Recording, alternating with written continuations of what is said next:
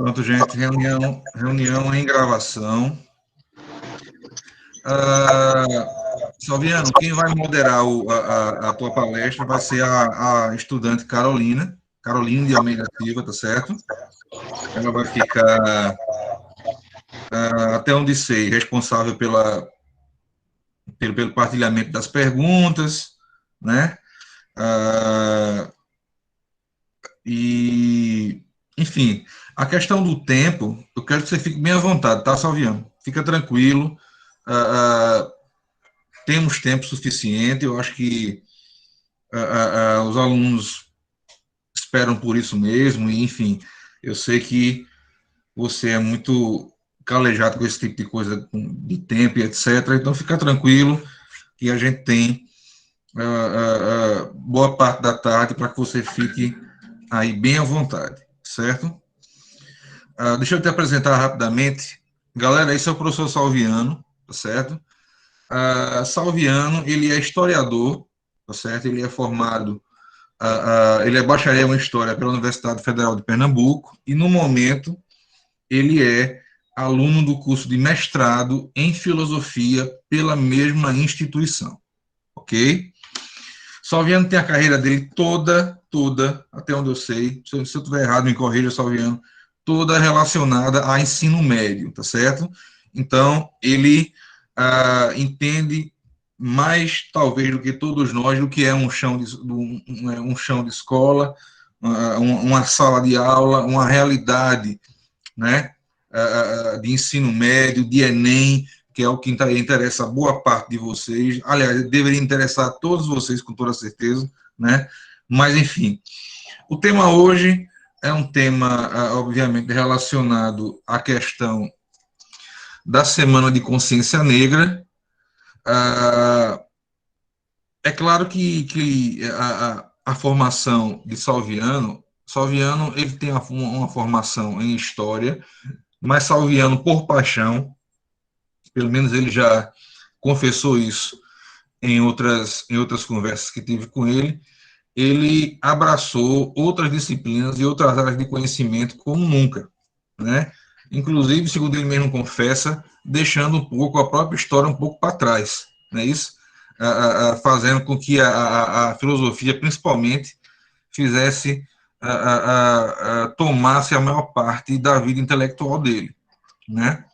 E essa vida intelectual dele tem sido dado prosseguimento, principalmente agora com o mestrado, que ele está fazendo com muita galhardia. Isso aí eu posso falar de gabarito, porque sou colega dele no mesmo curso, tá certo? Ao contrário de mim, Salviano entende de filosofia, eu não entendo, tá certo? Então, vocês estão muito bem mesmo acompanhados, e tenho certeza que todos nós vamos aproveitar muito esse momento. Salviano, sinta-se apresentado e a partir de agora é com você, tá certo? Um abraço. Olá, pessoal, agradeço a apresentação do colega Manuel. Só adicionando a informação, também fui professor de ensino fundamental 2 durante um bom tempo. Eu diria que a maior parte desse tempo de professor de História foi como professor do ensino fundamental 2 e achava massa, mas as escolas acharam que era demais para os meninos, e aí eu fui cada vez mais sendo colocado para o ensino médio, e aí com filosofia e sociologia. Quero agradecer ao convite e sempre me alegra fazer parte desses momentos, principalmente quando é a fala para estudante de escola pública. Eu fui estudante de escola pública e em que você não tinha lá muito cursinho que ajudava, que tinha ali o preço mais baixo, então eu fiz vestibular por causa de um cursinho desses comunitários que tinha perto de casa e que a aula era todo sábado e todo domingo, de 8 da manhã até 6 horas da noite. Era um corre-corre tremendo. Então, eu sei o que é ser estudante de escola pública, sei que o trabalho é árduo, é lento, é demorado, mas que no final das contas é o caminho que a gente tem a seguir mesmo. Talvez o único, mas é isso mesmo. Então, vamos lá. Me diga uma coisa, como é que... Carolina, é isso que vai mediar? Isso. Pronto. Me diga uma coisa, como é que está aí o tempo? Seria o quê? 20 minutos, 30, eu falo e depois vem as perguntas, porque eu acho que é mais interessante falando, vocês trazerem as questões e a gente ir trocando essa ideia. Salviano, o trivial seria você palestrar à vontade e as perguntas vêm depois. A não ser, claro, que. Agora, claro, qualquer aluno sinta-se à vontade para intervir. Isso para você é algum problema, Salviano?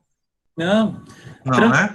tranquilo. É porque como tem a mediação, aí no caso eu pensei na a mediação que ia fazer as Sim, perguntas aqui da eu plateia. acho que seria bom a maioria das perguntas no final, mas se tiver alguma que tipo esteja mais correlacionada assim, que seja pequena, eu acho que dá para abranger. Pronto, então eu vou compartilhar aqui a tela. Tem algumas coisas que eu acredito que sejam interessantes, que sejam visualizadas, mas também não vai ser algo muito longo, porque mais do que eu falar, é interessante a gente trocar ideias a partir das impressões de vocês, das vivências de vocês, que eu acho que eu vou ficar muito mais rico se a gente fizer esse diálogo do que eu chegar aqui e ficar falando, até porque a ideia é a gente trocar informações, trocar conhecimentos, essas experiências todas. Então, posteriormente, eu posso também disponibilizar, caso seja do interesse de vocês, esse PowerPoint aqui que eu vou expor, caso vocês queiram, enfim, e tal. Então, deixa eu compartilhar aqui a tela. Vamos lá. Cadê? Menino, deu um erro aqui, peraí, viu? Muita calma nessa hora. É tecnologia demais. Aqui, Tranquilo, relaxa. pronto. Me diga uma coisa, está aparecendo para vocês a tela? Para mim tá. Para vocês, tudo bem? Sim, Pronto. Vamos lá. Qualquer coisa, vocês abram o microfone, porque para mim não aparece o chat, então vai ser necessário que vocês chamem a atenção, caso seja necessário e tal. Bom, então vamos lá, ver. A data do 20 de novembro, ela é a data da consciência negra, é o dia da consciência negra, e vocês já provavelmente já sabem de cor e salteado como é que qual é a história desse evento e tal. O que eu vou apresentar aqui são algumas considerações que eu considero é ótimo, né? Uma redundância aí, para deixar mais enfático, né? Algumas considerações que eu diria fundamentais ao tratar de consciência negra, e que talvez, ao saber do conceito propriamente dito, isso ajude a gente a lidar com as questões que se apresentam a partir daí. Então, acho que uma boa forma de começar é a gente ter em mente o que seria consciência, porque provavelmente você já ouviu essa palavra várias vezes, talvez até mediante alguém da família, dizendo, mas você não tem consciência disso, menino, essa menina não tem consciência de nada e tal, e dificilmente você vai encontrar alguém que diga o que danado é consciência. Consciência provavelmente vai ser entendido logo de imediato como sendo saber fazer alguma coisa, ou ainda saber que o que está fazendo está certo ou o que está fazendo está errado, que é basicamente isso que aparece aí para você na tela. Consciência, então, seria essa faculdade que opera como juiz do que é certo, como juiz do que é errado. Então, ter consciência das coisas seria, então, você saber julgar o certo e julgar o errado no interior da vida social e afins. Porém, além disso, consciência também deve ser considerada a partir do que ela pode proporcionar. Então, é através dessa faculdade que opera como juiz do certo e do errado que a gente consegue perceber o que é que acontece com a gente e o que acontece ao redor de nós. Então, pensar a consciência seria entender o termo consciência seria a gente entender o que é que acontece com a gente, é a gente ter essa percepção do que acontece, do que a gente sente, se a gente está chateado, desmotivado, sem vontade de cantar uma bela canção, alguma coisa nesse sentido, mas não apenas isso. Consciência diz respeito a gente conseguir perceber o que está acontecendo ao nosso redor. Então, Uma pessoa consciente seria uma pessoa que consegue perceber o que ocorre dentro de si, seus sentimentos, suas vontades, seus desejos, seus aperreios, suas frustrações, mas também aquilo que está acontecendo ao redor. Seja situações de tristeza, como de alegria, desigualdade. Então, ser consciente seria isso. Ser consciente seria ter entendimento, ter capacidade de julgar o certo e o errado, mas não apenas isso, prestar atenção naquilo que nos leva a julgar o que nós mesmos fazemos como certo e errado, e também o que está ao nosso redor, o que está acontecendo. Então, ser consciente, ao final das contas, pode ser reduzido a perceber o mundo e perceber a si no mundo. De boa até aí, né, pessoal? Tranquilo, qualquer coisa aí, porque às vezes a gente vem com os conceitos aí o pessoal não entende. Então, é interessante, caso não esteja rolando aí essa comunicação, vocês me avisem.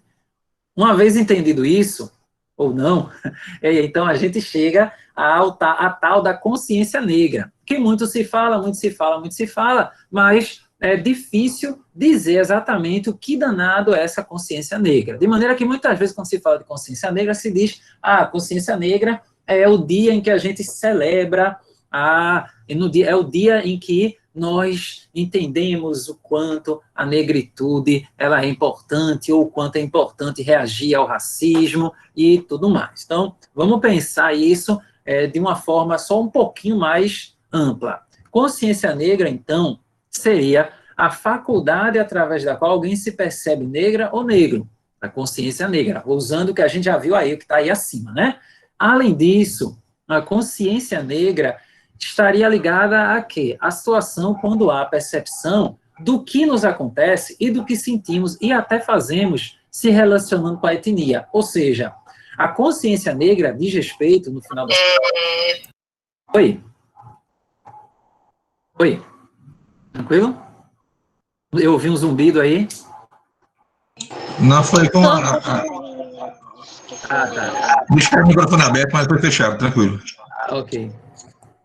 Então, a partir daí, a gente teria o quê? A consciência negra, ela seria essa percepção que as pessoas têm de que elas fazem parte de um grupo construído socialmente e que, a partir dessa etnia, se constrói um conjunto de relações e percepções sobre estar no mundo. Exemplo prático. Então, a consciência negra diz respeito ao fato de que eu, sendo negro, no momento em que alguém me olha meio torto assim na rua e tal, eu posso pensar, eita, eu tô cagado, alguém tá vendo, e alguma coisa aconteceu. 2, minha roupa tá suja, tá rasgada em algum lugar. 3, essa pessoa me conhece e eu não lembro dela, ela tá olhando para mim de cara feia. 4, esse olhar de cima a baixo, com essa expressão, é por causa da cor da minha pele. Então, a consciência negra, ela diz respeito a potencialidade que a gente tem de perceber algumas coisas que acontecem com a gente, porque a nossa pele é escura, porque nosso cabelo é crespo, porque nossos lábios são grossos, porque nosso nariz é largo. E aí, a consciência negra, por essa perspectiva, então, fazer parte nesse contexto da consciência negra, é a percepção do lugar que na sociedade está inserida a pessoa negra, a pessoa de pele escura, em todas as suas variantes, desde o negro mais retinto, tipo nível o Seu Jorge, tipo a Djamila Ribeiro, que vocês já devem ter ouvido falar dela e tal, o Pelé, e até o cara que é negro, mas não é tão negro, não é tão retinto quanto eles, que é uma pessoa feito eu. Então, a consciência negra estaria ligada a essa percepção. É perceber que existem coisas que acontecem com a gente e que acontecem da maneira como acontecem, porque a gente tem o cabelo crespo, porque a gente tem o cabelo black power, porque a nossa pele é mais escura que a de muitas pessoas no mundo.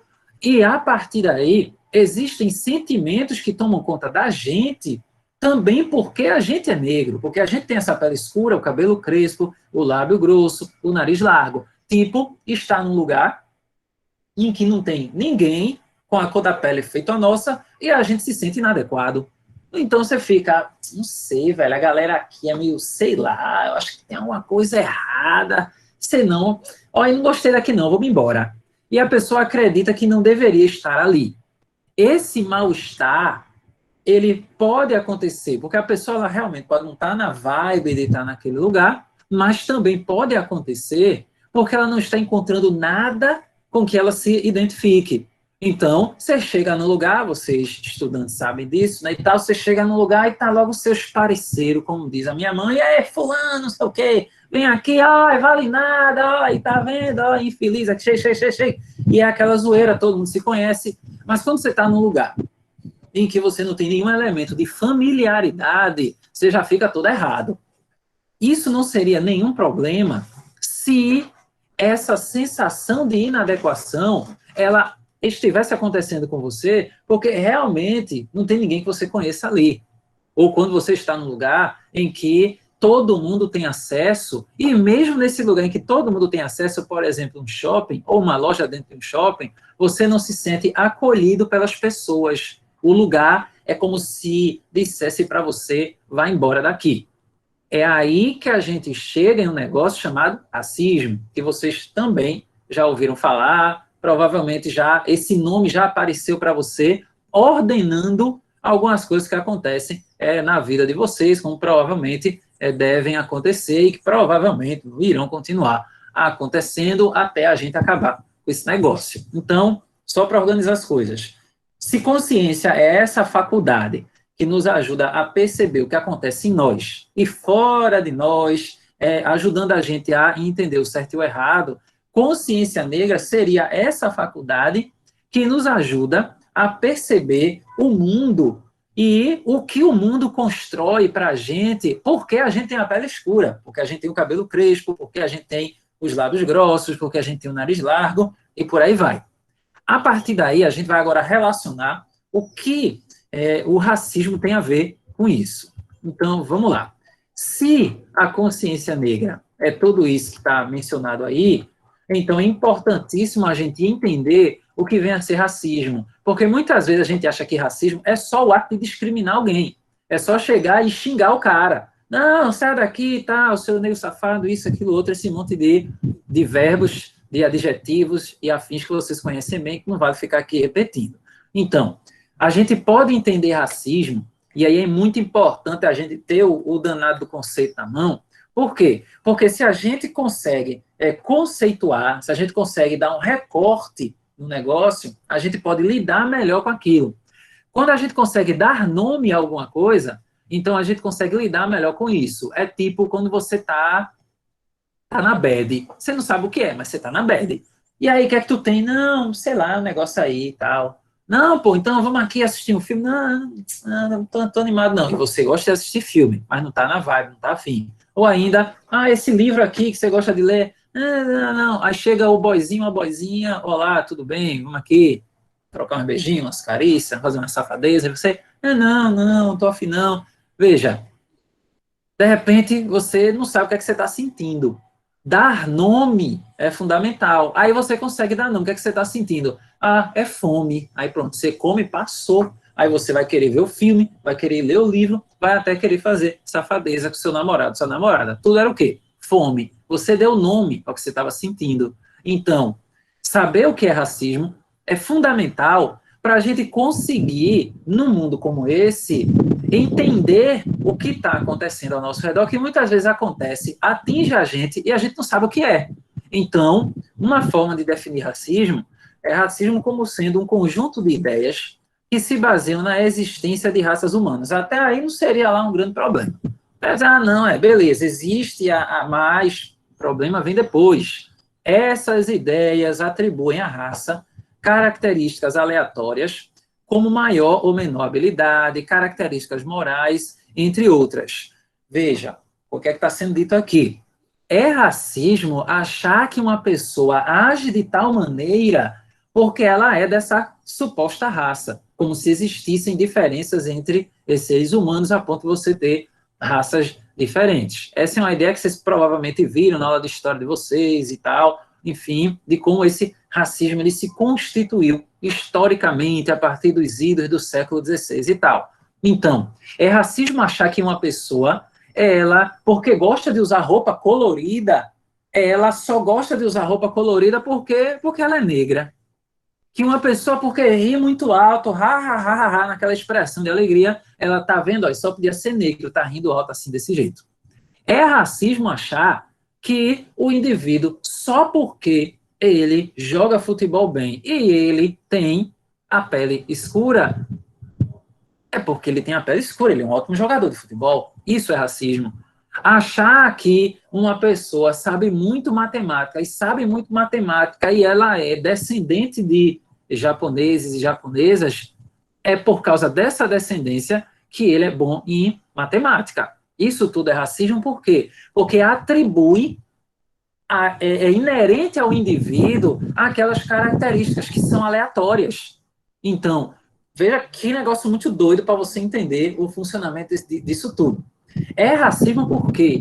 Porque atribui como se fosse da essência daquela suposta raça o indivíduo jogar futebol, ser um bom dançarino, ou ainda rir, gargalhar alto quando acha alguma coisa engraçada, gostar de roupa colorida, ou ainda ter ido para o mundo do crime. Se você fosse pensar, pense da seguinte forma, e todas as pessoas de pele clara, por exemplo, que estão presas nos Estados Unidos ou ainda na Inglaterra, ninguém diz que é porque elas são brancas que elas cometem esses crimes. Mas quando uma pessoa tem a pele escura, você tem a naturalização dessa criminalidade, como se fosse um dado natural. Tipo uma pessoa alta é alta porque os genes dela e tal, as combinações fazem ela ter uma determinada altura. Então, veja, a consciência negra, no momento em que a gente consegue entender que a gente é negro, que a gente é negra nessa sociedade, que essa sociedade diz que a gente é negro e negra, porque, veja, negro e negra não é uma invenção africana, é uma invenção europeia. O nome está aí, foi uma criação deles, olha, os negros, olha, as negras e tal. Então, isso é uma criação externa a africanos e africanas e que chega aos dias de hoje. Então, dizer que o cara, ele fala alto, ele é violento porque ele é negro, ou que aquela mulher, ela é, como se diz, abre e fecha aspas, ela é safada porque ela é negra, isso é racismo. Por quê? Porque existe gente de pele clara que é safada, existe homem ou mulher de pele clara que comete crime. Agora, dizer que é por causa da cor da pele, da fibra do cabelo, que aquela pessoa comete crime, ou que ela sabe dançar, ou que ela sabe jogar futebol bem, ou qualquer coisa desse tipo, é racismo. Veja como o negócio se amplia. Por quê? Porque quando se pensa em racismo, a gente pensa logo que é só a negação do direito de estar no lugar. Saia daqui, seu negro. Olha, saia daqui, sua negra e tal. Ninguém quer você aqui. A gente acha que racismo é só isso. Mas não. Ele é muito mais inserido na nossa sociedade do que a gente pensa. Então, vê. Ter consciência negra é ter consciência de que a sociedade construiu um lugar e que encaixa pessoas com a minha cor de pele, com a minha fibra de cabelo, com a largura do meu nariz, com a espessura dos meus lábios, assim como de cada uma dessas pessoas que estão aqui assistindo esse momento. Então, existem lugares construídos socialmente. E o racismo é essa mazela. Por quê? Porque restringe a nossa potencialidade, destrói a nossa autoestima. Por quê? Porque constrói um mundo em que uma pessoa, feito eu, ou feito muitas das pessoas, pelo que eu vi, algumas que estavam com a câmera aberta aí, faz com que a gente se olhe no espelho e diga, ah, não, minha pele é escura demais, ou diga assim, não, eu sou feio. E às vezes a pessoa não sabe nem dizer por que é. Porque ela não tem a pele clara, porque ela não tem o lábio fino, porque ela não tem o nariz fino, porque o cabelo dela não é liso. E aí a gente não consegue dar nome. E às vezes a gente fica, não, mas eu não sou bonita. Ah, mas eu não sou bonita. Mas por quê? Porque a gente não consegue dizer, mas a gente sente que junto daquela outra pessoa que tem aquela pele clara, na festa, a gente tem menos chances de ter alguém por ali que se interesse por nós. Veja, ao dizer isso, é muito importante também ter em mente que não quer dizer que porque uma pessoa não tem interesse em você, porque você tem a pele escura, não é porque ela é racista, não. Pode ser que ela simplesmente não tem interesse em você. São coisas diferentes. Tipo, Alguém que diz assim, eu não gosto de fulano, e fulano é negro. Mas você não gosta dele? Não, porque eu não gosto dele, porque eu não tenho tesão, porque não me atrai. Isso não é racismo.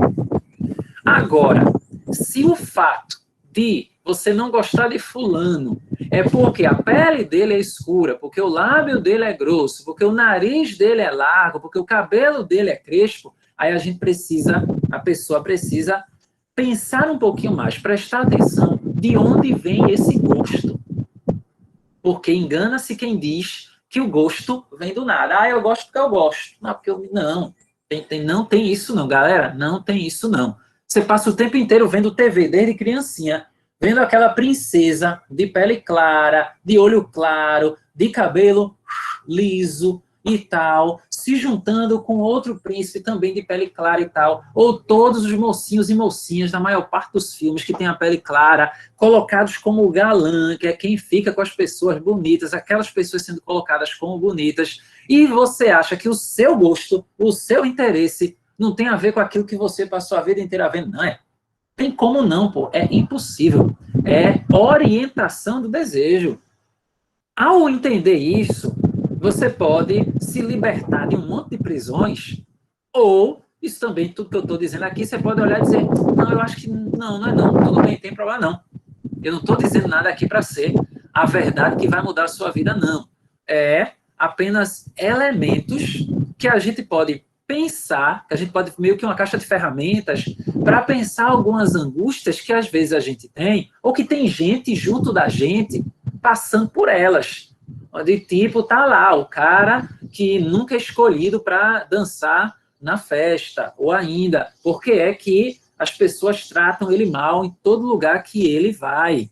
Por que é que fazem piada sobre ele? Por que que ele passa e as pessoas ficam rindo? E muitas vezes a gente não consegue prestar atenção nessa sutileza. Por quê? Porque a nossa educação não é dada a essas orientações. Então é importante a gente ter em mente esses elementos. Uma vez entendido que o racismo é isso tudo, que está aí nesse negócio todo e tal, então a gente pode dizer que racismo é uma ideologia.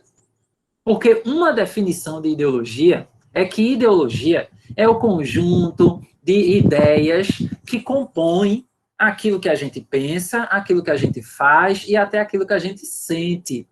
Então, se a gente olha para uma pessoa de pele clara e automaticamente a gente acredita que ela é uma pessoa honesta, a gente confia nela, mas quando a gente vê uma pessoa de pele escura e a gente já acha que vai ser roubado, vira a bolsa para o outro lado, ou a gente vê isso acontecendo com a gente nos lugares quando a gente chega, então a gente está diante dessa ideologia. É essa ideologia que orienta a ação da gente, que faz a gente aceitar que algumas coisas sejam ditas por uma pessoa, mas outras a gente nem parece escutar o que ela está dizendo. E que provavelmente você já deve ter passado por situações como essa. E aí a gente chega numa parte bem delicada, que é alguém que provavelmente alguém deve ter pensado ou até ouviu o clássico pô, mas o negro é racista com ele mesmo. Tan, tan, tan, tan. E esse é o clássico do comentário comum. Mas pense comigo, se você sacou, se você manjou dos Paranauê, de que o racismo é uma ideologia que coloca lugar de inferioridade a tudo aquilo que tem a ver com gente de pele escura, veja, nós, pessoas negras, também estamos nesse mundo e somos afetados por esse conjunto de ideias. Então, sem nem saber, eu vou olhar para outras pessoas que têm a pele escura, o cabelo crespo, o nariz largo, o lábio grosso, e vou... Ixi, ó, toda errada ali, tá vendo? Rapaz, ó, vem um negro ali e tal. E aí a pessoa, às vezes, até olha para ela e diz, não, eu sou preto também, mas eu sou diferente. Aí o cara fica com medo. Isso é racismo? Não. Isso tem nome, é um outro nome. É auto-ódio, auto-rejeição. Por quê? Porque está o tempo inteiro se dizendo que pele escura, cabelo crespo, nariz largo, lábio espesso, tudo isso não presta, é feio e tal. E eu estou sujeito a isso. Então, o que é que eu vou fazer? Eu vou olhar tudo que está dentro daquelas características, inclusive a mim mesmo no espelho, e não vou me aceitar. E também não vou aceitar o que está ao meu redor. Por quê? Porque ninguém quer se alinhar com o que se diz que não presta. Veja, que negócio surtado. O negócio é gigantesco, pô. Tá em todo canto. Todos os lugares.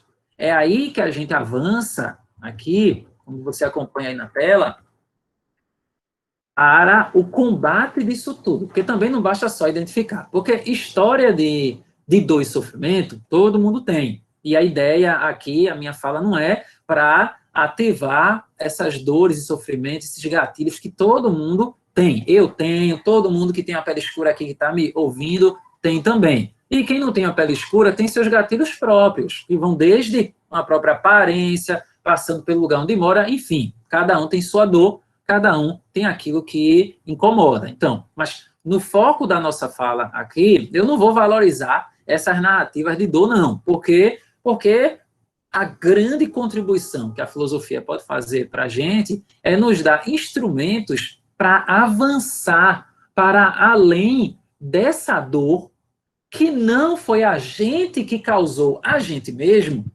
e que nos limita. Não, a gente tem que avançar. Então, como é que a gente pode combater isso aí? Primeiro, é entender que racismo é estrutural. O que é que isso quer dizer? Quer dizer que ele não pode ser mudado? Porque se algo é estrutural, é algo que está apoiado em tudo, né? Tudo está apoiado nele ali, é estrutural. É tipo um prédio que está ali em construção e as vigas fazem parte da estrutura que o mantém em pé. Pois é, mas se você der porrada na estrutura ela não desaba, pronto. Se o racismo é estrutural, então a gente tem que quebrá-lo nessa estrutura. E para isso, a gente tem que fazer o quê? Identificar que ele está em todos os âmbitos da vida social. Está na economia. É só você ver qual é a maior parte da população, economicamente falando, que está em situação de pobreza. E quem está em situação de riqueza. Politicamente, é você pensar quem tem maior influência ou quem tem a possibilidade de exercer mais influência nos processos de gestão da vida social. Quem é que está nos cargos de comando? Presta atenção na cor da pele dessas pessoas, do cargo de vereador até da presidência da República, no caso do Brasil. Terceiro aspecto, a educação. Nossa educação, ela é fundamentalmente racista. Por quê? Porque você vai ter a valorização de aspectos da história, da cultura de povos europeus em detrimento, ou então muito pouco, isso recentemente, por causa da Lei 10.639, que levou as pessoas a estarem nessa situação e a não serem apresentadas dentro da sua própria estrutura narrativa. No caso, a Lei 10.639 estabeleceu a obrigatoriedade do ensino de história e cultura africana, afro-brasileira e indígena nas escolas. Então, a educação no nosso país também é uma educação bem racista, com muitas reações contra isso, já temos processos de combate a esse racismo na educação, e é algo que já avança. Quando você para pensar que você tem muito mais reações contra as práticas racistas, porque também você tem mais gente negra nas universidades.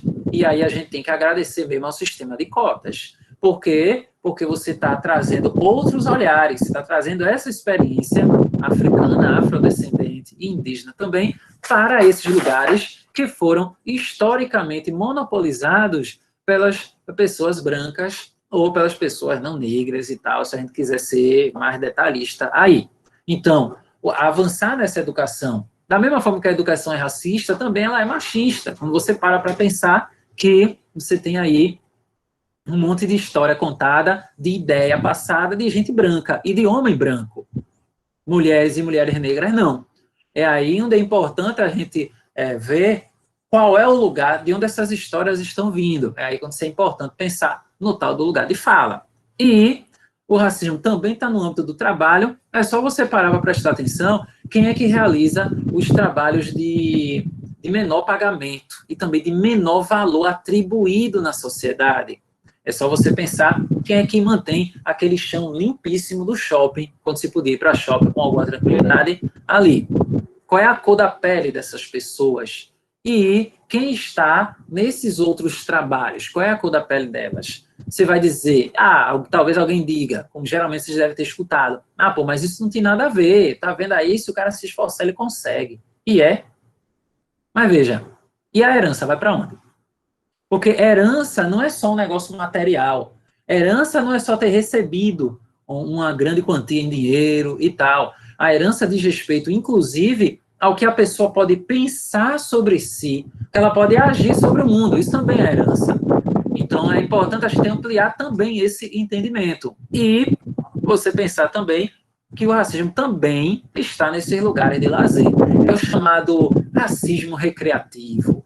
Racismo recreativo que faz piada com aspectos das pessoas negras, que coloca as pessoas negras de maneira como se fosse engraçado a forma de falar, e depois diz, não, pô, era só uma brincadeira. Então, é você colocar uma personagem como um programa desse de humor, aí, entre aspas, aí para esse humor, que tem o penteado, né, estilo dread ali e tal, coloca um exagero de lábio, pinta de preto, como se você não tivesse artistas negros ali para interpretar aquele papel. Tudo isso é racismo recreativo. E que a gente não percebe por quê? Porque muitas vezes isso é naturalizado. E quando alguém diz, Emi, isso aí, ó, tá errado. Pronto, agora eu não posso mais fazer piada de nada. Pode não. Não pode não. E assim é. Aí você para e pense, quantas piadas de branco você conhece? Você vai dizer, eu conheço uma, duas, tá. E de negro? Dezenas. Isso é racismo recreativo. Ao dizer isso, eu não estou dizendo que tem que fazer piada de branco, não. Piada de português e tal, não estou dizendo isso, não. Eu estou expondo para vocês como é que o negócio é tão naturalizado que a gente talvez nunca tenha parado para pensar nesses elementos.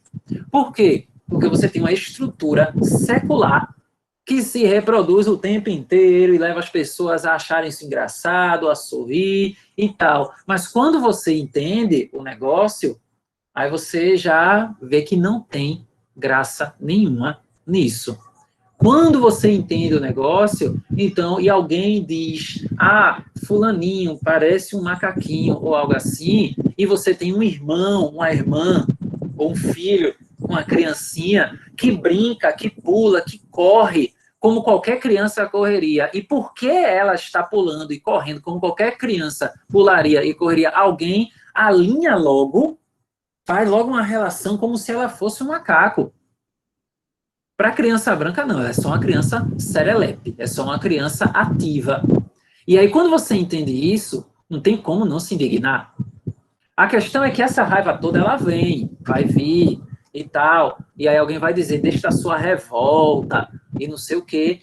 Viva a sua revolta, é um bom momento, mas transforma essa revolta em algo produtivo. É aí que o racismo é onipresente, como você acompanha na tela, está em todos os lugares, e porque ele está em todos os lugares, é que a gente precisa estar atento. Mas como não estamos aqui apenas para fazer a denúncia, então, reconhecer é um primeiro bom passo. Pronto. Acabou. Reconhece. Somos racistas. Até quem tem a pele escura. Por quê? Porque foi levado a olhar o mundo pelos óculos do racismo, a ver o mundo por esse olhar. É uma genealogia, ou melhor, é uma analogia que eu penso que seja interessante. Você sacar mesmo como a danada da ideologia é. Quem usa óculos, e se seus óculos têm as lentes verdes, você vai ver o mundo verde. Se seus óculos têm as lentes rosa, você vai ver o mundo rosa. Se for amarelo, é amarelo. Sendo escuro, você vai ver escuro. Pronto. Para cada par de lentes, para cada cor de lentes, uma ideologia. Então, é como se a gente fossem colocados na gente óculos que nos fizessem nos ver, quem é preto, como inferiores, quando não somos, e tudo que é branco, como superior, quando não é. Então, reconhecer que o racismo está em todos esses lugares aí é um bom primeiro passo. E o segundo é reconhecer que é uma luta coletiva. Não se resolve nada sozinho. Não adianta dizer, vou fazer sozinho, dane-se o mundo, eu vou estudar, eu vou trabalhar, eu vou sair desse lugar. Não, não. É uma luta coletiva. Sendo uma luta coletiva, enriquecer não vai resolver. Logo, como você está vendo aí, Black Money é uma furada. É uma furada tremenda. Por quê? Porque enriquecer pessoas negras não muda o sistema. Porque o sistema é essencialmente desigual. O que é que você vai ter? Você vai ter uma pessoa negra enriquecida, que mesmo que ela empregue outras pessoas negras, ela vai estar dentro do sistema. É o sistema que tem que ser transformado. Aí você vai dizer, então a gente vai deixar pessoas negras pobres? Não, não é isso não. O que eu estou dizendo é que pessoas negras enriquecidas não resolve o problema. Que bom que você tem algumas pessoas negras que enriquecem e que empregam outras pessoas negras que procuram fazer essa transformação social. Para essas pessoas, só tem que bater palma mesmo e dizer que bom que elas estão fazendo isso. Entretanto, é ilusório achar que enriquecer pessoas negras vai resolver o problema. Sabe por quê? Porque se as pessoas negras estão enriquecidas, quem é que vai estar empobrecido? Porque só há riqueza porque há pobreza. É interrelacional. Você vai dizer como, se todo mundo é rico, ninguém é rico. Por quê? Porque se todo mundo é rico e riqueza é sempre riqueza em comparação a, e pobreza é pobreza em relação a. Então, como? Entende a pala que está sendo jogada aí? Não, vamos fazer gente negra enriquecer. Não, pô. O que a gente tem que fazer é acabar com o sistema. O sistema é que tem que ser transformado. A maneira como a gente vive é que tem que ser mudada. A gente tem que alterar esses elementos. A partir daí, o mais adequado é mudar o sistema, mas como? Agora é o momento em que a gente vai ter algumas possíveis orientações. Primeiro, cuidando de sua saúde física e mental. Gente, a melhor forma que você pode começar essa luta é cuidar da sua saúde. É você não se deixar levar por essas alimentações terríveis, que muitas vezes é o que nos sobra quando a gente não tem condição. É muito bonita a fala, não, eu vou ser vegano e tal, e não sei o quê. Dá para ser vegano periférico? Dá, velho. Dá. Você já tem páginas até por aí com vegano periférico e tal, a Sapa Vegana, que vocês provavelmente alguém deve conhecer e tal. Acho arretado. É um bom passo. Gente, não adoecer é fundamental para lutar contra o sistema, física e mentalmente. O racismo é lasca, ele destrói, mas a gente precisa se cuidar. Alguém diz assim, não, mas o cara vai para terapia, para psicólogo mesmo, o cara é doido, é? Não, pelo contrário. Veja, se uma pessoa tem um problema no braço, ela tem que fazer fisioterapia, ela não vai fazer fisioterapia? É a mesma linha de raciocínio para a mente, pô. A noia vem e a gente fica, velho. Ficar triste é normal, a gente pode ficar triste. Num mundo como esse, se entristecer é algo que pode acontecer sim. Mas quando essa tristeza nos impossibilita de agir, atrapalha as nossas vivências cotidianas, aquilo que a gente está acostumado a fazer, tem que buscar ajuda. E o racismo muitas vezes destrói a nossa capacidade de viver bem. Então a gente tem que cuidar da nossa saúde física e mental. É se amar de verdade. Não é esse se amar do... Vou postar aqui uma foto na rede social. Eu me amo. Olha que coisa. Só Deus poderá me julgar. Essas frases clássicas, ou ainda um clássico, né? Só por diversão. E a pessoa está lá, que beleza, massa, isso aí, vamos lá exaltar essa felicidade e tal. Mas se amar é mais do que isso. É também não se deixar destruir pelo sistema. Procurar se alimentar direito quando der. Não é tipo, porque eu não posso comer uma comida que não seja que não tenha ali, que não seja envenenada, que aí eu sou a pessoa terrível. Não é isso não. Mas é lutar para que a gente possa ter alimentação. Primeiro ter alimentação, né? Tem gente que até tá morrendo de fome por aí. Segundo tópico, cuide da sua comunidade, pô. Tem que cuidar dos seus, onde você está, sabe? Porque qual é a ideia? Veja que negócio perverso. Tá ruim, pô, dá um jeito, trabalha mais. Para quê? Para comprar um carro e não andar mais de ônibus, para se mudar daqui. E aí a gente abandona a comunidade, vai embora da comunidade, deixa a comunidade lá, pô. E aí se vê com aquele saudosismo perverso de dizer, oxe, eu vim, foi do nada, eu consegui sair, eu sou um vencedor. Não tem vencedor quando a coletividade perde. Então, a gente tem que cuidar sim da nossa comunidade. A gente tem que prestar atenção na nossa comunidade, quem cuida da gente, sabe? Uma coisa interessante é você pensar no momento eleitoral. Você vai votar em quem não cuida de você, quem não cuida da sua comunidade, quem não é feito você, e aí vocês devem conhecer, vocês conhecem a comunidade de vocês melhor do que eu não conheço, mas é prestar atenção nisso. Se vocês não prestavam atenção nisso, é um dado fundamental prestar atenção nesses elementos. Por quê? Porque quando a gente cuida da nossa comunidade, a gente está cuidando da gente também, se alegrando. A alegria é subversiva, disse Chico César. Por quê? Porque o racismo quer que a gente fique triste, quer que a gente ache ruim, quer que a gente deixe de se alegrar, quer que a gente fique ali ou com raiva da gente, ou com raiva das pessoas que estão alegres. Não. Se tem pessoas na sua comunidade que estão alegres e você está com elas e você é próximo delas, são pessoas da sua comunidade, se alegre também, porque é bom ver as pessoas bem. O sistema nos destrói porque quer que a gente fique triste para que a gente compre antidepressivo e assim continue fazendo lucro para essas companhias farmacêuticas. Tá tudo, ó, interligado, tá tudo relacionado. E é contra isso que a gente tem que lutar e aprender a se defender. Tem que aprender a autodefesa, gente. A autodefesa é fundamental. Quando eu falo autodefesa, eu me refiro a artes marciais. Não é para você sair por aí batendo geral na galera, não. É porque quando você pratica uma arte marcial, você tem mais segurança para agir diante de uma situação. Imagine, a pessoa está lá e, meu Deus, aconteceu alguma coisa, corre na rua. Você não sabe nem como correr, nem como se proteger em uma determinada situação.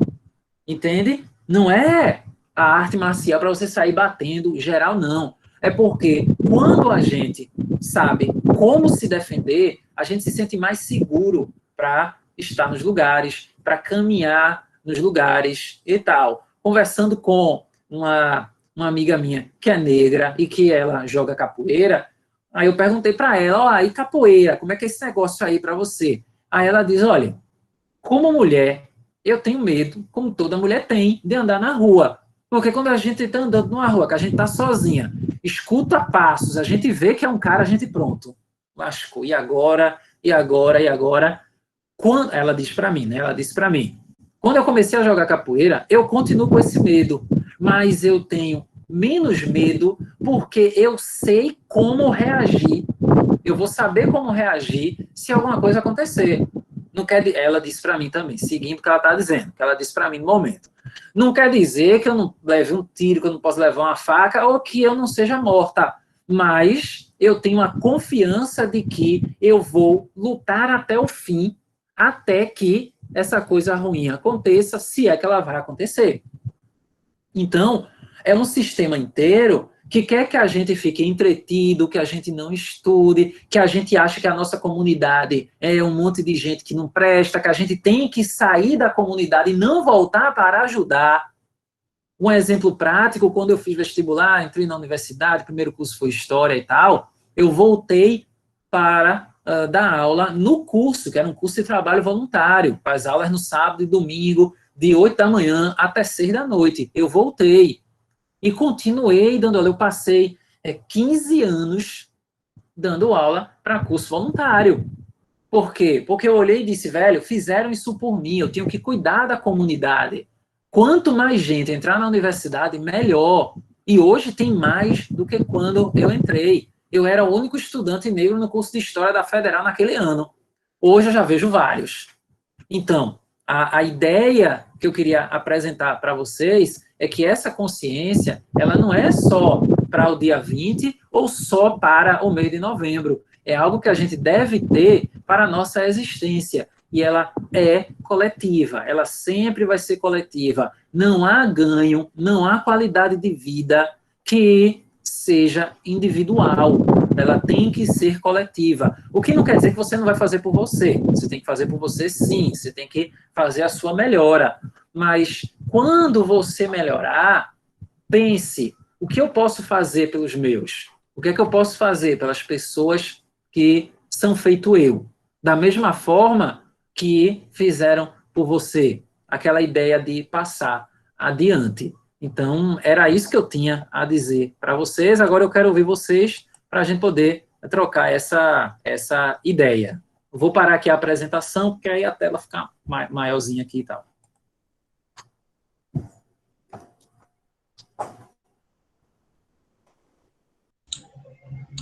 Pronto, Carol, você pode assumir, viu? Pode aí tomar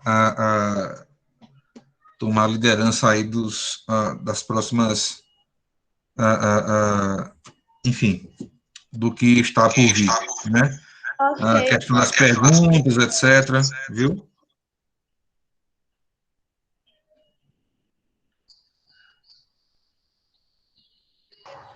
Enquanto ninguém pergunta, eu vou fazer uma pergunta que eu queria fazer.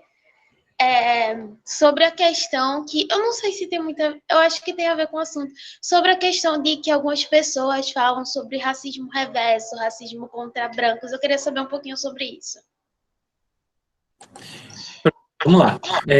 Essa é uma boa pergunta, inclusive. Assim, fundamental, eu agradeço pela pergunta.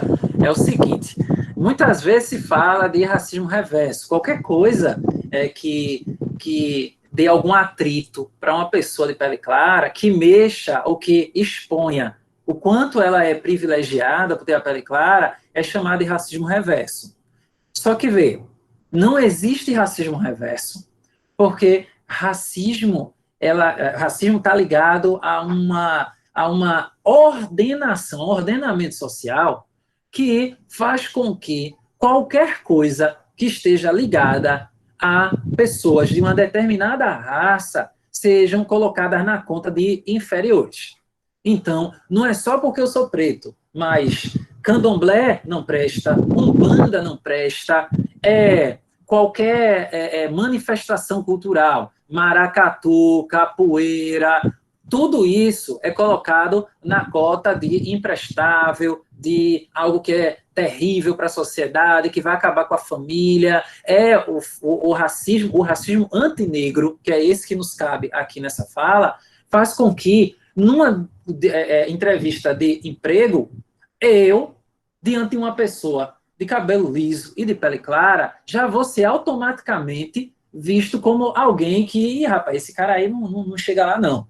O racismo antinegro é estrutural, porque toda a sociedade se constitui colocando quem é negro e qualquer coisa que se relacione com as pessoas negras na conta da inferioridade.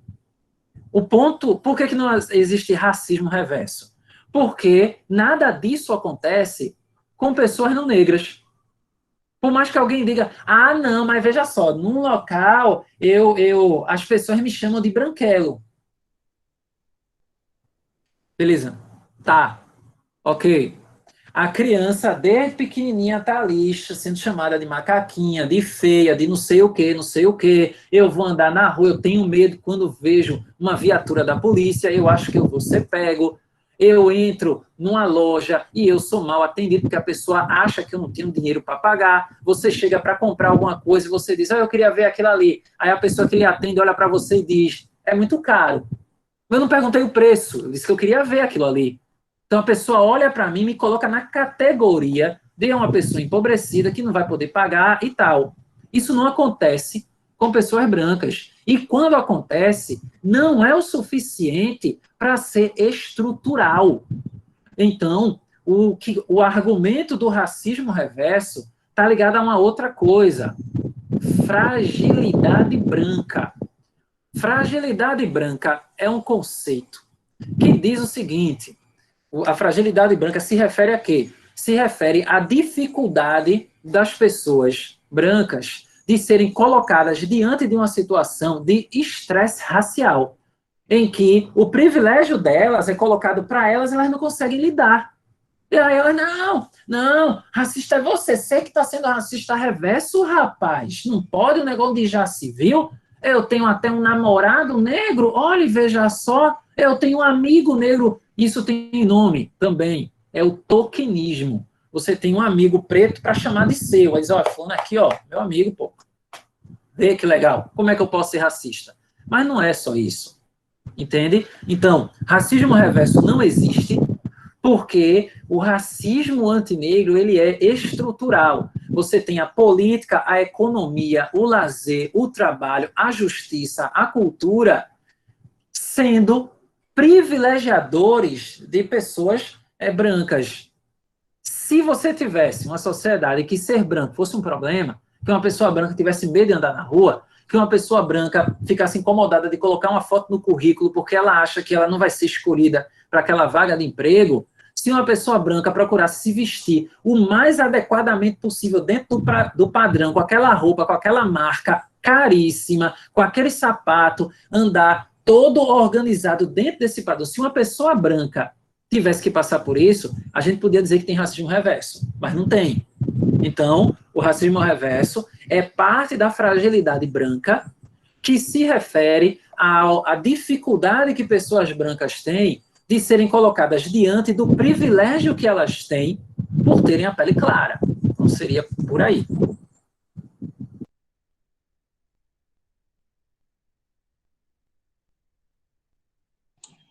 Mais alguma outra pergunta, pessoal? Vamos lá, gente, destravem. Tem uma pergunta aí, Carol, pode ler. Como as pessoas brancas podem ajudar na luta antirracista? Opa, outra boa pergunta fundamental. Primeira coisa é aceitar que essa é uma sociedade racista. A segunda é que elas não têm que lutar a luta da pessoa negra, não é isso. Mas é perceber em que momentos aquela pessoa branca está sendo privilegiada. Então, pense da seguinte maneira, você tá numa festa, tá lá, quando puder ter festa, né? Você está numa festa e tal, aí passa a viatura da polícia, aí você tem a pessoa de pele clara e tem a pessoa de pele escura. Aí chega o pessoal da polícia, vai dar baculejo. Aí não dá baculejo em você, que tem a pele clara, mas dá no seu amigo, que tem a pele escura. Pronto, veja, esse é o momento em que a pessoa de pele clara, ela pode chegar e dizer, ô amigo, vamos lá, assim, ó, também não vai me revistar, não? Veja, esse é o exemplo que eu estou dizendo, isso não quer dizer que você vai se colocar em risco também considerando a truculência de parte das forças policiais. Nem todo, não vamos pensar que nem todo policial é violento, nem todo policial vai agir dessa maneira. Mas existem outras situações. Uma outra situação que uma pessoa branca, ela pode ajudar nesse processo quando ela está vendo que uma pessoa negra ela está sendo criminalizada, em que ela está sofrendo um maltrato, ela chega e ela está sendo privilegiada nessa situação, ela age. É chegar e dizer, ô amigo, por que você está me tratando diferente em relação a essa pessoa? Isso já barra. Isso já esse já é um ponto fundamental.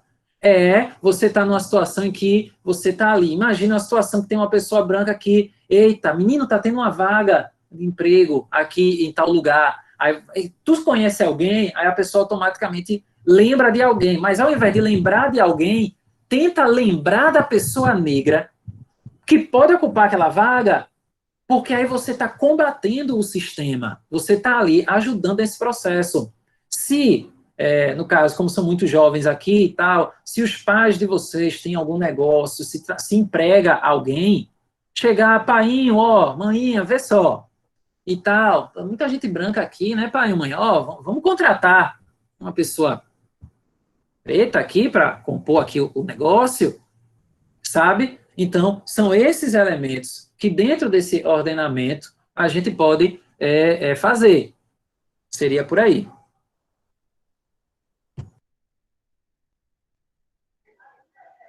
Salviano, boa tarde, tudo bom? Eu sou Mirtes, a coordenadora pedagógica da escola. Carol, só um instantinho, tá?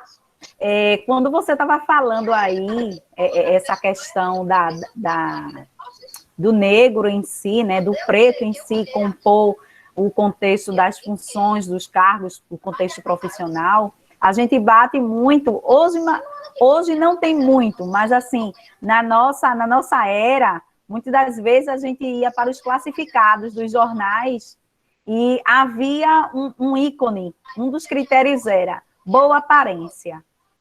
O que é ser boa aparência? Né? Principalmente no contexto de lojas, departamentos de produtos, né? Então já tem aquele estereotipo formado de que para ser boa aparência, dentro do contexto teria que ter cabelo liso, né?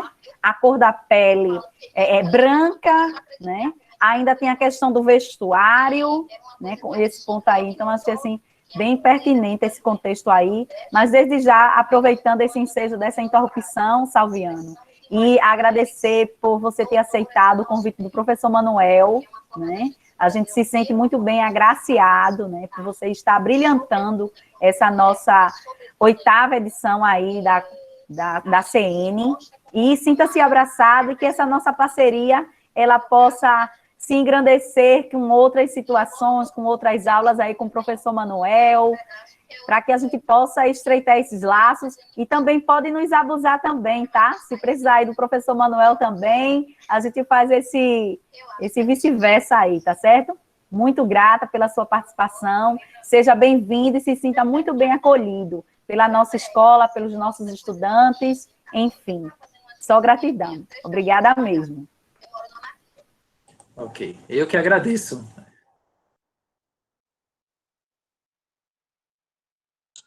Ô, Mitch, só uma dúvida. A tua intervenção tem alguma coisa a ver com o tempo ou não? Não, foi só para Não. falar esse contexto aí da boa aparência aí, que a gente sabe que é um Você dos lembrou do pontos, tempo, né? né? Uhum, justamente. O assunto é interminável, né? E atinge.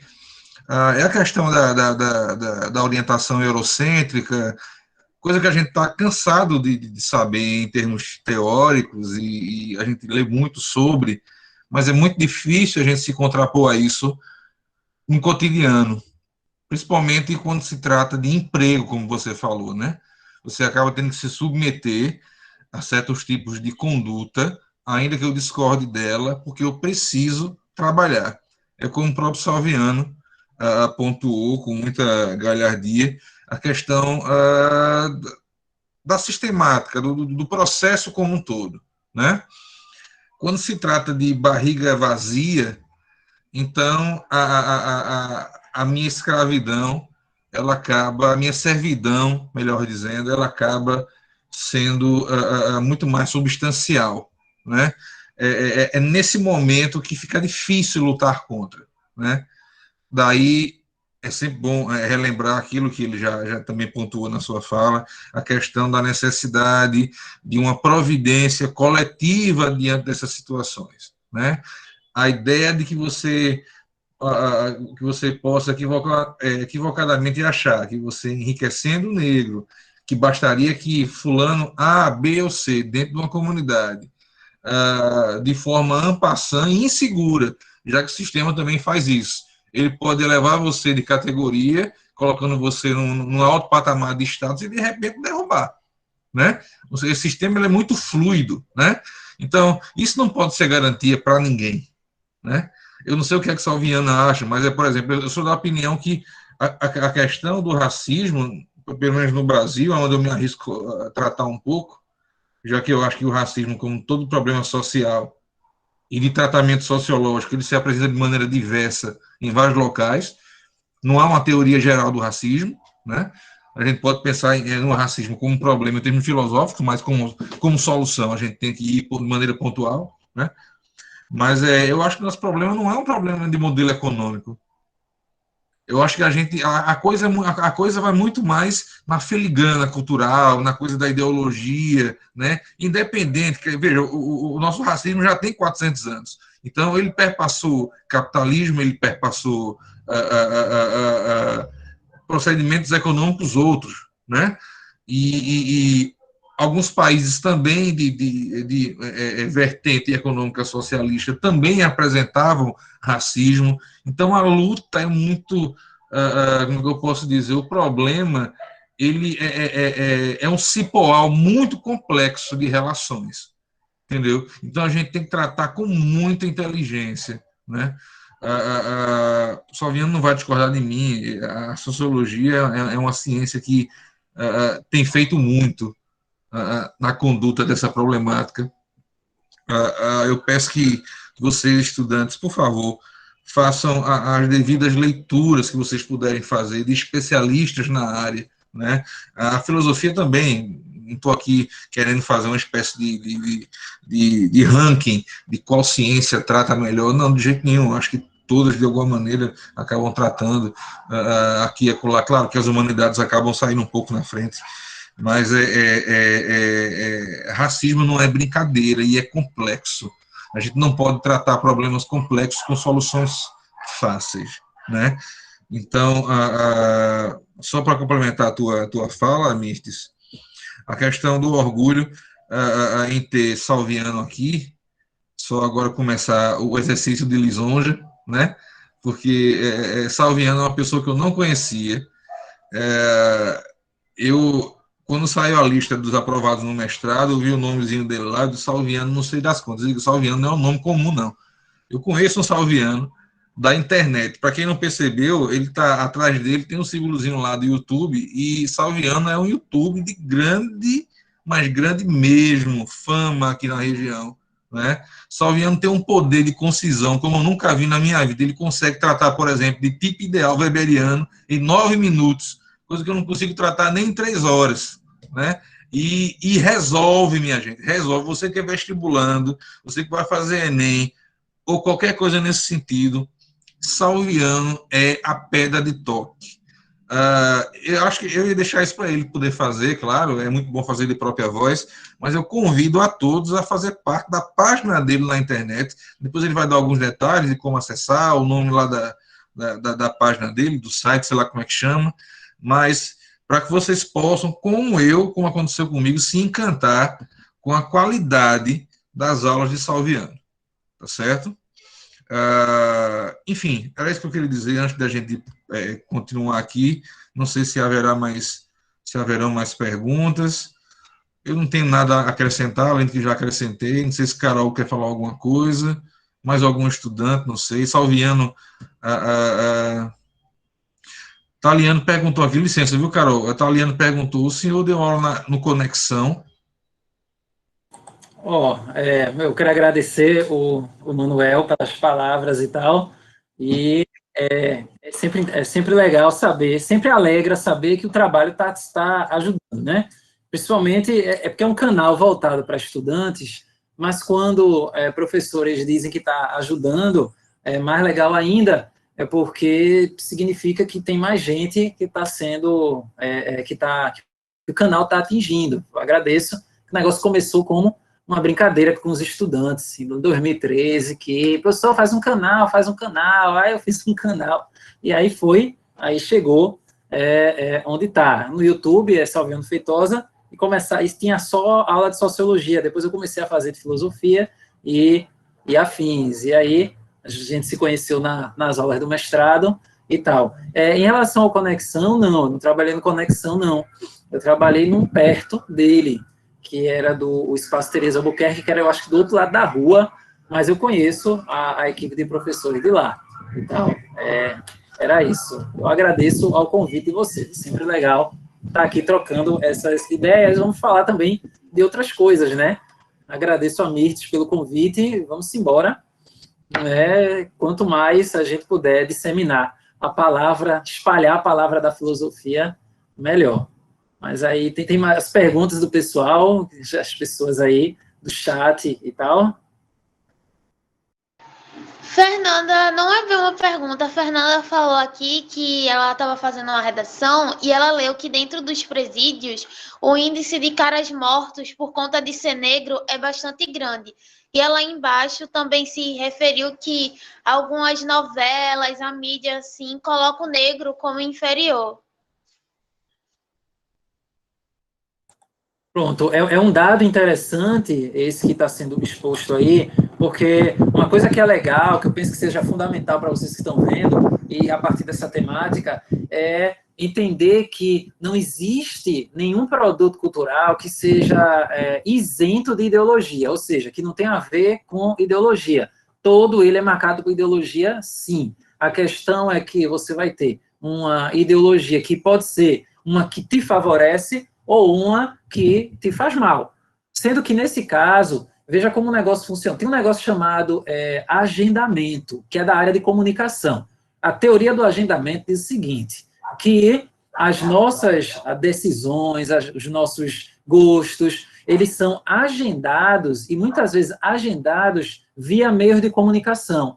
E esse agendamento se dá não de maneira explícita, mas de maneira ali encoberta e tal. Por quê? Porque você não precisa dizer assim, explicitamente, olha, tá vendo, pessoas negras são perigosas. Não, é só colocar em novela pessoas negras em papel de criminosos e criminosas. Você não precisa levar as pessoas, você não precisa ficar o tempo inteiro dizendo, olha, lugar de mulher negra é limpando o chão da casa de mulher branca. É só colocar em toda a telenovela uma mulher negra para fazer esse trabalho.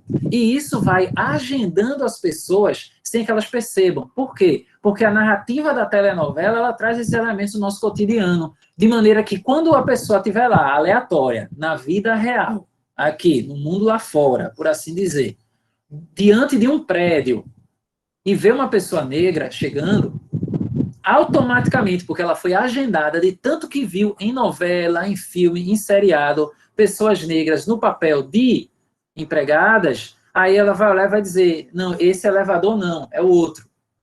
Não, mas eu moro aqui. Ah, que conversa, moro aqui o quê, rapaz? Deixa da tua história, vai para o outro ali, elevador e tal. Isso é agendamento. Então, uma coisa que é fundamental é quando se fala assim, mas agora a gente não pode mais contar piada, nem colocar personagem de tal ou tal jeito, é porque que existem empregadas negras, existem, mas também existem médicas negras, também existem médicos negros, também existem engenheiros negros, não existem apenas criminosos ou pessoas que vivem de farra, o chamado negão de tirar o chapéu e tal. Existe uma ampla diversidade de pessoas exercendo as mais diversas funções. Então, essa é uma pergunta fundamental, uma observação fundamental que foi feita. Dentro desse processo, não é porque a gente tem pessoas negras em grande quantidade na cadeia que os criminosos são criminosos porque são negros. É porque o que é que leva uma pessoa a ir para o mundo do crime? Ninguém nasce criminoso. Você dizer que uma pessoa é criminosa por natureza é terrível, inclusive do ponto de vista sociológico ou filosófico. Por quê? Porque se você vai dizer que uma pessoa ela é criminosa por essência, aí você vai fazer o quê? Veja que negócio surtado. É um macho criminoso, uma fêmea criminosa que copularam e deram origem a um filhote criminosinho, que vai se tornar um criminoso adulto. Entende? Olha o surto da ideia. É você pensar que se tem tanta gente negra na cadeia, por quê? O crime, e aí Manuel, que tem mais conhecimento de sociologia do que eu, pode ampliar essa ideia, na perspectiva de Durkheim, o crime ele está ali revelando algo do processo de socialização, do que deve ser aperfeiçoado do processo de socialização e como a gente também pode aperfeiçoar as leis. Então, se eu aplicar essa ideia à nossa sociedade hoje, considerando essa ideia tem mais de 100 anos, então, tanta gente negra na cadeia diz algo sobre como a sociedade trata as pessoas negras e como essas pessoas negras são tratadas antes de cometerem crimes e quando elas cometem crimes. Então, esses seriam dados fundamentais para a gente pensar políticas públicas nesse processo. Então, acho que a gente poderia pensar por aí.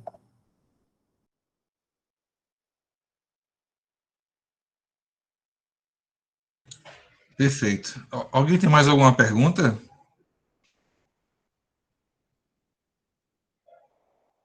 Quer fazer, Carol? O que você achou do caso de João Alberto, que foi morto no Carrefour, no supermercado?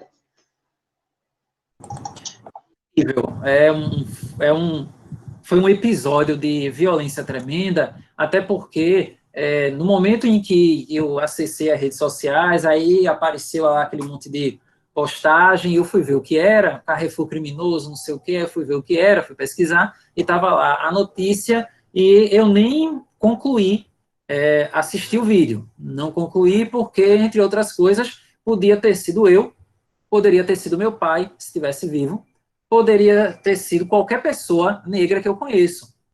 E aí, diante dessa situação, isso só reforça a ideia de que conciliar, muitas vezes, não resolve o problema. E aí muita gente diz, aí o pessoal reagiu, teve locais que foram marcados protestos e queimaram parte da loja e tal, em alguns lugares do Brasil, e, meu Deus, que absurdo, olha que coisa terrível, por que tanta violência? Não, tanta violência. Violência contra coisas, violência contra uma estrutura física, sabe? Esses supermercados têm seguros, e nunca se revela quanto se foi destruído numa situação como essa. Então, eles recebem do seguro. Agora, a vida do João Alberto não volta mais, sabe? Por mais que alguém diga assim, tá, então como é que a gente vai fazer? Porque a gente tem que resolver a situação, a gente tem que encontrar uma forma. Veja, existem alguns caminhos, e eles sempre vão ser coletivos, eles não são individuais. A gente tem que reagir contra o racismo. Daí o que eu mencionei antes, a gente precisa saber se defender. Mesmo que o João Alberto, no final das contas, fosse assassinado, mas imagine como seria mais difícil para os policiais fazerem aquilo se o seu João Alberto soubesse se movimentar para se defender. Mesmo que acontecesse, mas você teria a possibilidade de alguma reação. Essa é que é a ideia que a gente deve ter em mente. A gente tem que procurar, ao máximo, entender como é que esse sistema funciona para se proteger desse próprio sistema. A gente tem que conhecer as leis, a gente tem que ter números de pessoas a quem chamar em situações como essa, sabe? Sabe aquela ideia que eu vejo muitas feministas afirmarem, andem sempre com várias junto de você, com outras mulheres junto de você. Numa situação como essa, a gente tem que estar preparado para isso, sempre em grupos, sabe? Viu alguma coisa acontecer, fulano, olha, eu estou aqui, alguém que você possa chamar, um advogado, alguém que você possa convocar numa situação como essa, olha, está acontecendo isso e isso agora, me diz o que é que eu faço, olha, meu amigo está em tal situação, sabe? Por quê? Porque filmar apenas não adianta, porque você filma e você expõe para o mundo, o que é importante, expor e tal, mas eu fico imaginando o que poderia ter sido feito se a esposa do João Alberto ela tivesse esses instrumentos para lidar com a situação. A gente nunca vai saber, porque já aconteceu. Mas essa história é reveladora do quanto esse sistema ele é cruel. A gente não pode achar que ele vai ser legal com a gente, porque a gente segue direitinho o que ele diz que a gente tem que fazer. Estudar, trabalhar, ser honesto, tudo isso a gente tem que fazer, porque é prerrogativa fundamental, é uma coisa que a gente tem que fazer. Agora, diante disso, a gente não pode achar que resolver o nosso problema é resolver o problema da coletividade. Por quê? Porque a gente pode se mudar, a gente pode ir para um outro bairro, a gente pode se afastar de onde essa violência acontece, mas não quer dizer que ela vai deixar de acontecer, ela vai continuar acontecendo. E em algum momento a gente vai ser lembrado, quem é negro, a gente vai ser lembrado que a gente é negro, mesmo não estando mais lá. Então, você vê quantas histórias há alguns anos, eu lembro, acho que foi ano passado, inclusive, um empresário negro foi tirado do Itaú na base do enforcamento por um segurança. Dinheiro não resolve, só resolve mudar tudo. E a gente só muda tudo coletivamente. Então, tem que apoiar a candidatura de político e política negra que comporta na sua proposta uma possibilidade de mudança e cobrar desse cara, porque também eu seria desonesto com vocês se eu dissesse que porque o cara é negro e ele vai ocupar um cargo público, ele não vai agir de maneira desonesta em algum momento. Não é para idealizar, porque o cara é negro, ele vai ser bom, vai ser honesto, vai ser correto. Não, também existe gente negra que vai ser desonesta e tudo isso. Mas aí a gente tem que prestar atenção nas que são honestas. A gente tem que prestar atenção nessas que podem nos representar, para a gente poder mudar esse sistema, para a gente poder alterá-lo. Ele tem que ser destruído. Ele não tem que ser reformado, ele tem que ser destruído. A gente tem que fazer algo novo. É uma outra forma de se relacionar. Para isso, a gente precisa rever o que a gente sente, a gente precisa prestar atenção nos nossos desejos, naquilo que a gente deseja, aquilo que a gente procura amar, aquilo que a gente procura o amor. Porque às vezes a gente olha, veja do básico, aí o cara, de repente, olha assim, só se interessa por mulheres de pele clara, ou por homens de pele clara. De onde vem isso? Quando você está cercado de gente preta ao seu redor. Isso é colonização do desejo. O racismo, até aí ele chega. É você pensar numa temática fundamental, que é a solidão da mulher negra. Sabe? De saber que esta mulher negra, ela está colocada, geralmente, nessa situação de objetificação. Então, é um sistema inteiro contra o qual a gente tem que lutar, contra o qual a gente tem que reagir, mas sempre coletivamente, sempre cuidando das pessoas, e nunca individualmente. O que não quer dizer que você não vai fazer por você, de novo. Não quer dizer que você não vai fazer por você. Você vai fazer por você, sim. Mas quando você tiver feito por você, faça também pelas outras pessoas. Por quê? Porque sozinho ninguém muda. O sistema quer que você acredite que sozinho você resolve o problema para você. E não é. Porque você vai ter um carro para andar na rua, ao invés de lutar por ônibus de qualidade, que é coletivo. E aí o que acontece? Um monte de gente com carro na rua, engarrafamento. O sistema funciona assim. Algo nesse sentido.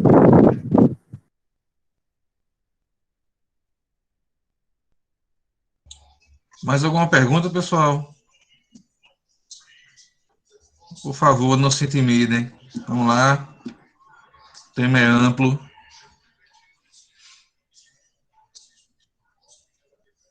Bom, então, ao meu ver, parece que estão todos já contemplados, né, Carol? Com as respostas de Salviano.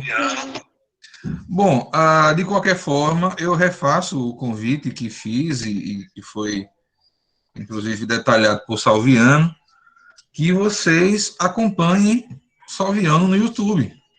Eu acho que lá não deixa de ser um canal de... Você pode passar também, Salviano, o teu Instagram, no caso, também, acho que é importante, né? Tanto o YouTube quanto o Instagram é Salviano Feitosa, o Feitosa com Z, e aí você encontra o perfil. Vai estar com essa mesma imagem que vocês veem aqui, que é a marca lá do curso. Pronto, Salviano Feitosa com Z, certo? Quaisquer dúvidas sobre temas correlacionados, etc., não se esquecendo que Salviano é professor de sociologia, professor de história, professor de filosofia, e ele está mais do que apto a trabalhar com vocês, não só o racismo, não só a questão racial, mas também outros grandes temas, outras temáticas, outros assuntos, com a mesma competência aplicada aqui hoje. Eu posso lhes garantir com toda certeza, certo, minha gente? Então, só para encerrar, que Salviano trabalha muito, eu sei disso, né? Salviano deve ter uns 14 empregos, tá certo? Então, eu digo brincando que Salviano é o Felipe Neto do ensino médio, porque ele, além da fama, tá certo? A conta bancária também está chegando perto.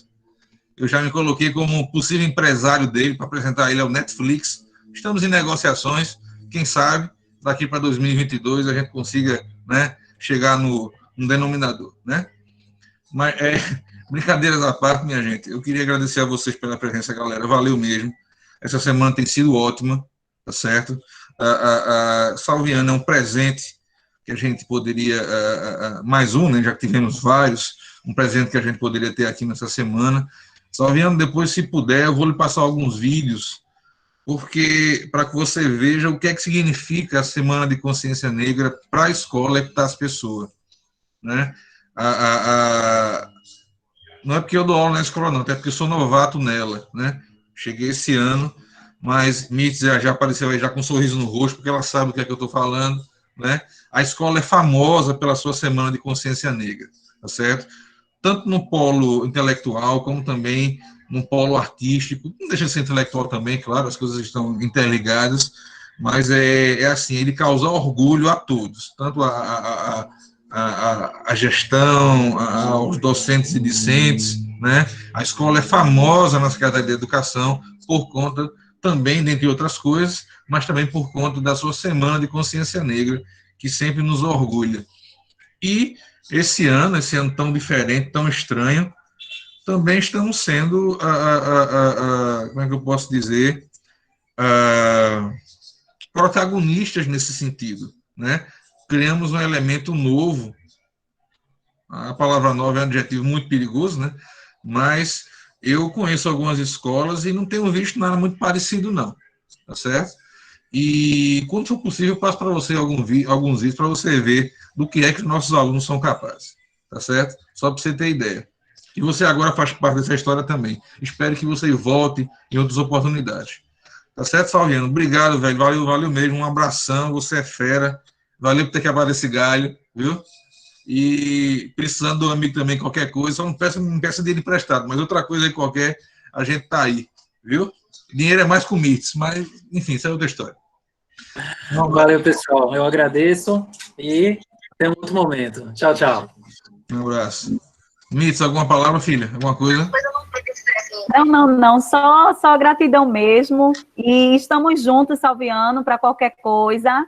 E depois a gente vai estar fazendo esse contato muito mais próximo para a gente ver outras parcerias aí também, tá certo? Lembrando que esse evento, Salviano, nos rendeu o nosso selo da ONU. Nós somos reconhecidos pela ONU por esse evento da CN, que já fazem 8 anos que a gente vem aí nessa edição. Muito obrigada por sua participação. Ele saiu, eu não falei isso para ele, vou falar com ele agora. Isso é muito importante de ser dito, né, Mitz? Tá certo. Bom, a gente pode fechar aqui os trabalhos, Mitz? Pode fechar a gravação? Sim. Carol, valeu, gente, foi um prazer imenso, Carol, valeu obrigado. Aí. Valeu, obrigado, professor Manuel, Carol aí. Parabéns, viu? Beijo, galera, um cheiro, até mais. Fechar aqui, fechar o chat.